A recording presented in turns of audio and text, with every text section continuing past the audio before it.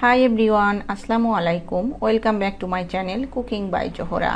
আজ আমি নিয়ে এসেছি সবার পছন্দের টকঝাল মিষ্টি চালতার আচার রেসিপি।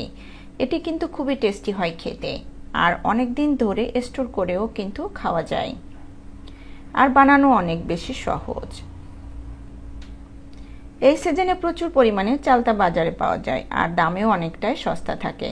তাই যারা আচার লাভার আছেন তারা চটজলদি এই রেসিপিটি দেখে বানিয়ে নিতে পারেন। ছোটবেলায় স্কুল গেটের মামাদের কাছ থেকে কারা কারা এই আচারটি খেয়েছেন কমেন্টস করে জানিয়ে দিবেন। তাহলে আর কথা না বাড়িয়ে চলে যাই মূল রেসিপিতে।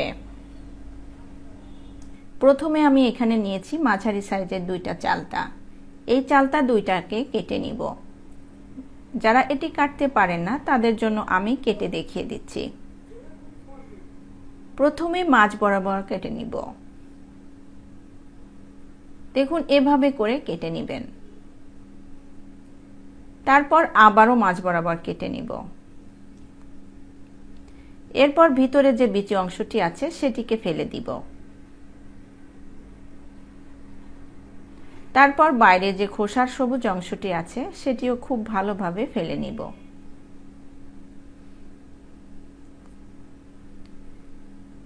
এভাবে করে খুব ভালোভাবে ফেলে নিতে হবে।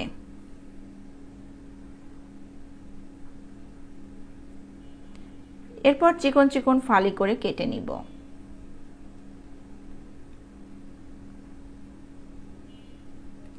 কেটে সঙ্গে সঙ্গে পানিতে ভিজিয়ে রাখবেন, তা না হলে কালো হয়ে যাবে।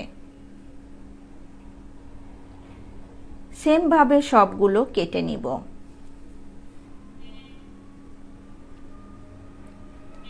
এবং সঙ্গে সঙ্গে পানিতে দিয়ে দিতে হবে।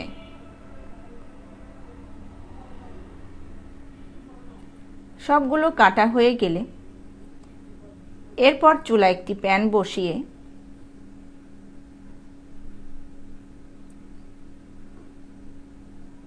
কিছু শুকনা মশলা ভেজে নিব।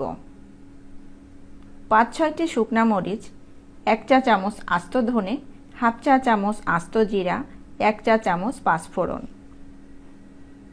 এরপর প্যানে দিয়ে দিব সবকিছু। তারপর শুকনা খোলায় ভেজে নিব। মরিচটা যেহেতু একটু সময় বেশি লাগে তাই মরিচগুলো আগে দিয়ে দিব। তারপর অন্য মশলাগুলো দিয়ে সুন্দর একটি স্মেল বের হওয়া পর্যন্ত ভেজে নিব। তারপর চুলা থেকে নামিয়ে ঠান্ডা করে গুঁড়া করে নিব এবং একটা সাইডে রেখে দিব। তারপর চুলায় একটা প্যান বসিয়ে কিছুটা পানি দিয়ে দিব। তার মধ্যে দিয়ে দিব হাফ চা চামচ লবণ, সামান্য একটু হলুদের গুঁড়া।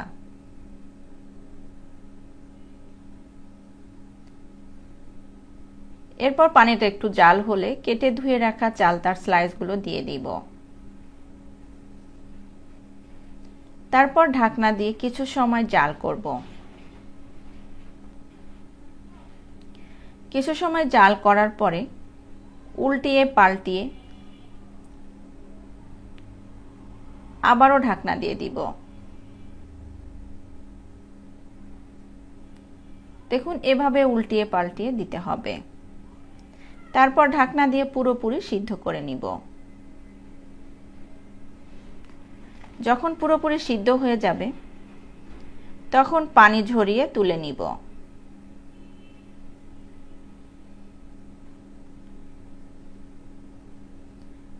এবং ঠান্ডা করে নিব।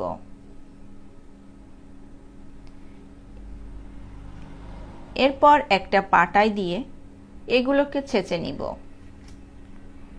এই কাজটি অনেক সহজ, আলতোভাবে একটু চাপ দিলেই হয়ে যাবে। একইভাবে সবগুলো করে নিব।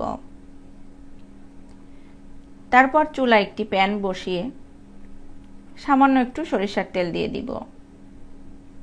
এখানে তেলটা খুবই সামান্য দিতে হবে। এখানে ২ টেবিল চামচ মতো হবে। তেলটা গরম হলে ২টা শুকনা মরিচ একটু ছিঁড়ে দিয়ে দিব। আরও দিব সামান্য একটু পাঁচফোড়ন। এরপর এর মধ্যে দিয়ে দিব সেই চালতা। এভাবে করে নাড়িয়ে চাড়িয়ে গায়ের পানিটা শুকিয়ে নিব। কিছু সময় নেড়ে চেড়ে এই পানিটাকে শুকিয়ে নিতে হবে। যখন দেখবেন এক্সট্রা পানি শুকিয়ে গিয়েছে, ওই পর্যায়ে 1 কাপ চিনি দিয়ে দিব। আমি এখানে লাল চিনিটা ব্যবহার করেছি, আপনারা এখানে চিনির পরিবর্তে গুঁড়ো ব্যবহার করতে পারেন। আর মিষ্টিটা যার যার টেস্ট অনুযায়ী বাড়িয়ে বা কমিয়ে দিবেন। সামান্য একটু লবণও দিয়ে দিব। আগে যেহেতু লবণ দিয়ে সিদ্ধ করা হয়েছে, তাই লবণটা বুঝে দিতে হবে। কিছু সময় জাল করে চিনিটাকে গলিয়ে নিব।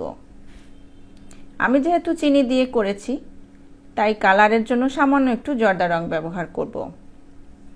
আপনারা যদি গুড় দিয়ে করেন তাহলে আর কালার দেওয়ার প্রয়োজন হবে না। এরপর সব কিছু জাল করে মিশিয়ে নিব। তারপর আগে থেকে গুঁড়া করে রাখা মশলাটা দিয়ে দিব।